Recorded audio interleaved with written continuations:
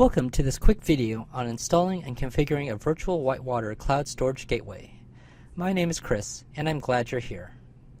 Installing a virtual Whitewater cloud storage gateway is extremely easy, and I've broken the installation and configuration into 3 separate videos for your convenience. The first step is to install the virtual Whitewater appliance, which we'll cover in this video. After you install the virtual Whitewater appliance, you configure it to the network and set up the credentials to access the Amazon S3 cloud.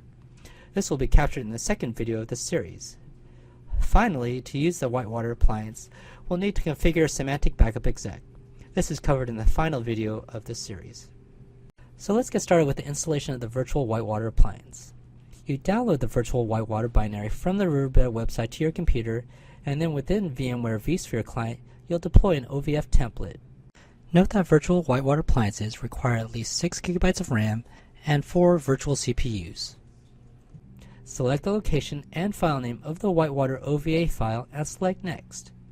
After reviewing the product information to confirm we're deploying a Whitewater appliance, click Next, and you'll be given the opportunity to give the virtual Whitewater instance a name to VMware.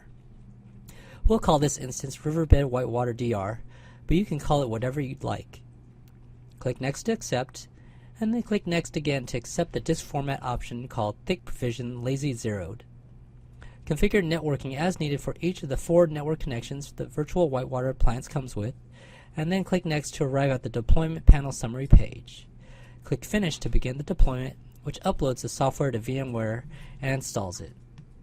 This process will take a little time, so I'll fast forward to the end of this deployment. Okay, there's the completion of the deployment, and the virtual Whitewater appliance now shows up in the list of VMs. Before we start the VM, however, we'll need to configure a second disk for the VM, which will act as the data store for backups.